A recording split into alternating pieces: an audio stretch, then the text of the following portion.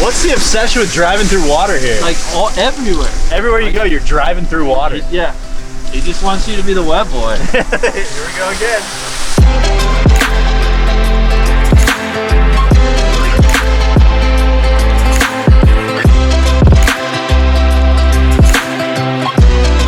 We're at Payne's Valley in the Ozarks, Branson, Missouri, the day after the Payne's Valley Cup.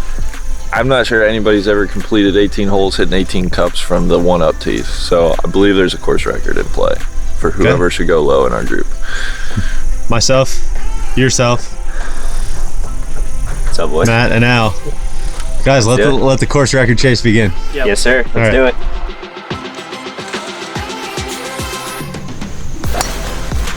Oh my gosh. First time going to the Ozarks. What a thrill. Just a very gorgeous, green, very rich landscape for sure.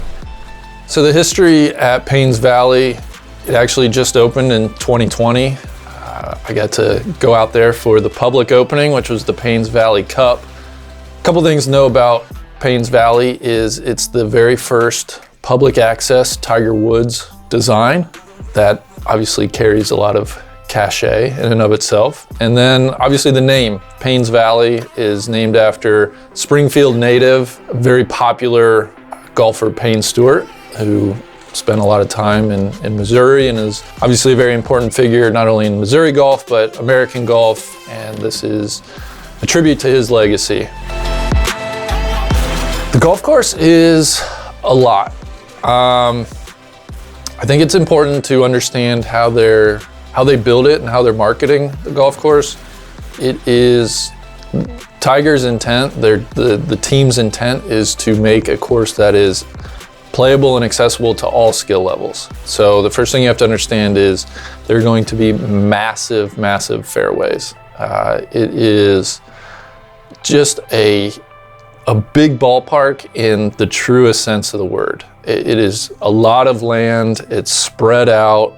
Besides the layout, I think what a lot of people will come to know Payne's Valley for is the 19th hole, which is an extra little par 3 that was built at the base of this humongous bare rock face, like in an old quarry.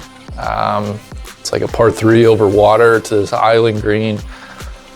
The whole thing about Payne's Valley, right? It's these humongous sweeping panoramic views, this incredibly lush green grass everywhere, these amazing yet a little artificial water features and rock outcroppings. Like the best way I can sum it up is it's just distinctly American in the way that like supersizing your combo meal at McDonald's is American.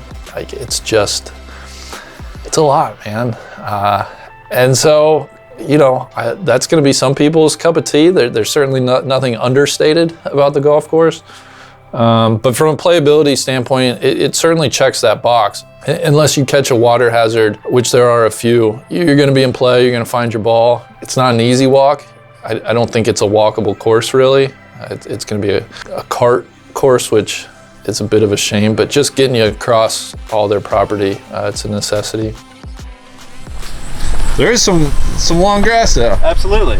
I was really hoping we could get to the end of this video and be like, I mean, you know, it's so wide. Like I hit every fairway. Clearly I did not. We had a stiff wind, a consistent wind. It was not swirling one direction, which I don't know if that's a prevailing wind. We kind of played it in the fall, so perhaps it's seasonal. As the property rises on the back nine from about 12 really through 16, you're playing so far uphill. We were playing dead into the wind. It truly was one of the longest, hardest marches I've had on the golf course.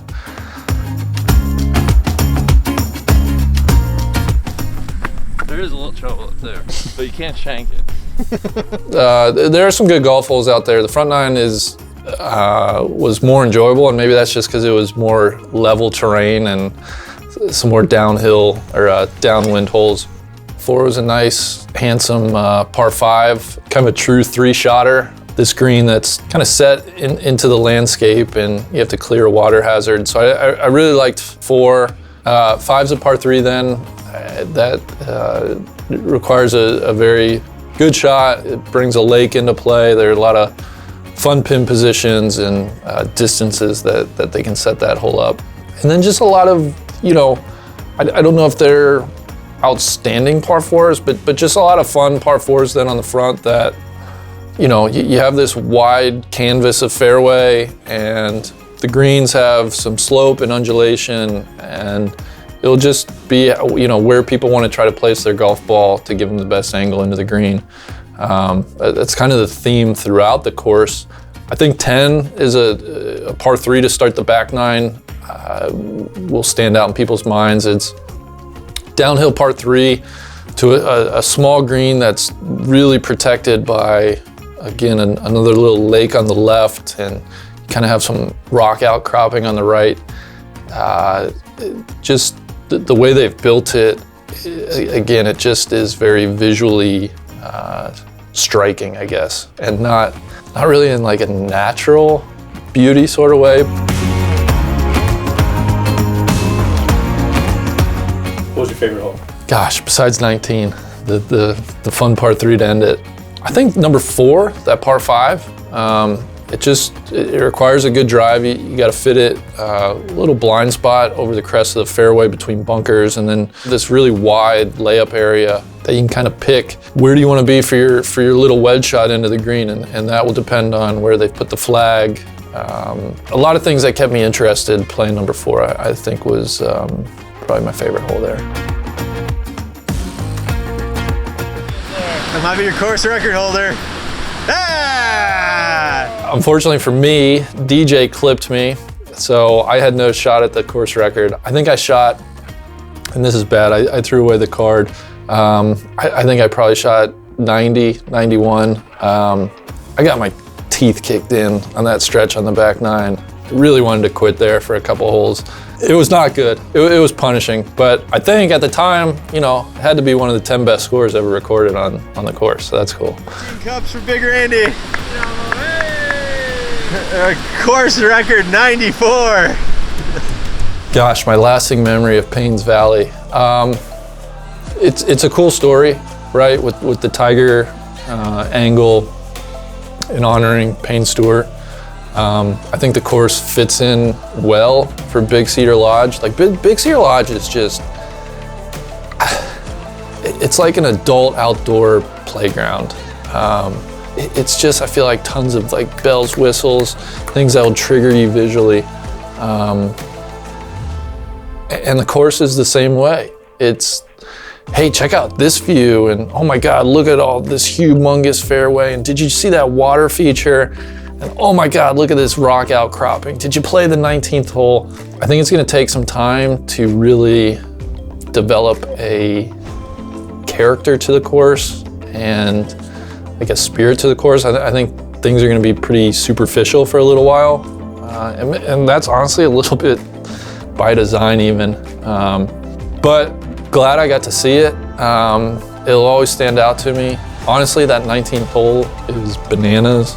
And then DJ and I walked up the cart path. That took us like a half hour, just straight up zigzagging the rock feature. So I'll probably remember that, that walk more than anything.